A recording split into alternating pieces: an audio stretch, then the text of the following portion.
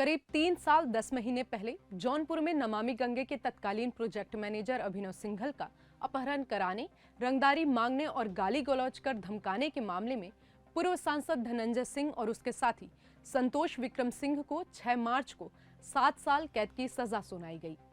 तो क्या इस फैसले के बाद 2024 लोकसभा चुनाव की तैयारी कर रहे धनंजय सिंह की राजनीतिक पारी पर एक बड़ा ग्रहण लग सकता है? और क्या धनंजय सिंह चुनावी मैदान में पत्नी को उतार सकते हैं?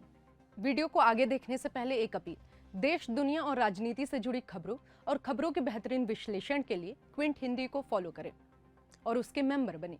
मेंबर बनने का लिंक आपको डिस्क्रिप्शन में मिल जाएगा। जनप्रतिनिधित्व कानून 1951 यानी पीपल रिप्रेजेंटेशन एक्ट की धारा 8 क्लॉज 3 में प्रावधान है कि अपराध के लिए दोषी ठहराए जाने वाले किसी भी सांसद या विधायक को यदि 2 साल से ज्यादा जेल की सजा सुनाई जाती है तो उसे दोषी ठहराए जाने की तारीख से अयोग्य माना जाएगा। ऐसे व्यक्ति को सजा पूरी किए जाने की तारीख से 6 साल तक चुनाव लड़ने के लिए अयोग्य माना जाएगा। अब ऐसे में सजा के बाद धनंजय सिंह का चुनाव लड़ना मुश्किल नजर आ रहा है। यहां से अगर ऊपर की अदालत में अपील कर धनंजय सिंह की सजा रद्द कर दी जाती है तब वह चुनाव लड़ने के लिए योग्य हो सकते हैं। हालांकि अगर ऐसा नहीं हुआ तो चर्चा है कि धनंजय सिंह अपनी पत्नी श्रीकला रेड्डी को मैदान में उतार सकते हैं, जो इस समय वर्तमान में जौनपुर जिला पंचायत अध्यक्ष हैं। तेलंगाना के एक राजनीतिक परिवार से ताल्लुक रखने वाली श्रीकला रेड्डी की शादी धनंजय सिंह से 2017 में हुई थी। 2019 में एक प्रोग्राम में बीजेपी राष्ट्रीय अध्यक्ष जेपी नड्डा ने श्रीकला रेड्डी को बीजेपी ज्वाइन कराया था। इस पूरे मामले में सवाल ये भी उठता है कि क्या धनंजय सिंह के चुनाव लड़ने से बीजेपी को खतरा था? धनंजय सिंह को जेडीयू के पूर्व राष्ट्रीय अध्यक्ष लल्लन सिंह का करीबी माना जाता है। लल्लन सिंह के जेडीयू में राष्ट्रीय अध्यक्ष रहते हुए धनंजय सिंह को जेडीयू का राष्ट्रीय सचिव भी बनाया गया था। कयास लगाए जा रहे थे कि जेडीयू के टिकट पर धनंजय सिंह को जौनपुर से चुनाव लड़ाया जा सकता है, पर अब जेडीयू के बीजेपी में शामिल होने के बाद सियासी समीकरण बदल गए हैं।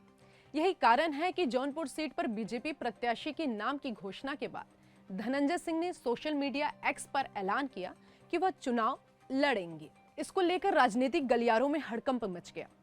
2009 में जौनपुर सीट से सांसद रहे धनंजय सिंह बीजेपी और एसपी से टिकट न मिलने की स्थिति में जौनपुर में मामला त्रिकोणीय बनाने का दम रखते हैं। क्षत्रिय, यादव, ब्राह्मण और अनुसूचित जाति बाहुल्य सीट पर पारंपरिक रूप से क्षत्रियों और यादवों का दबदबा रहा है। इस लोकसभा सीट पर तकरीबन 2 लाख क्षत्रिय मतदाता हैं, वहीं यादव मतदाताओं की संख्या 2 लाख से ज्यादा है। 2019 लोकसभा चुनाव के दौरान एसपी के श्याम सिंह यादव ने इस सीट पर जीत दर्ज की थी। गठबंधन प्रत्याशी श्याम सिंह यादव का वोट शेयर 50% से ज्यादा था। हालांकि इस समय समीकरण अलग थे और एसपी बीएसपी गठबंधन में चुनाव लड़ रही थी। गठबंधन में चुनाव लड़ने की वजह से यादव, मुस्लिम और अनुसूचित जाति के वोट संगठित होकर श्याम सिंह यादव के पक्ष में पड़े। वहीं दूसरी तरफ बीजेपी की नजर क्षत्रिय और ब्राह्मण वोटों पर रहती है। ऐसे में अगर धनंजय सिंह या उनका कोई भी प्रत्याशी चुनावी मैदान में खड़ा होता है तो क्षत्रिय वोटों में सेंधमारी का खतरा बीजेपी को रहेगा। धनंजय सिंह को किस मामले में सजा हुई है, आइए हम आपको पूरी घटना विस्तार से बताते हैं।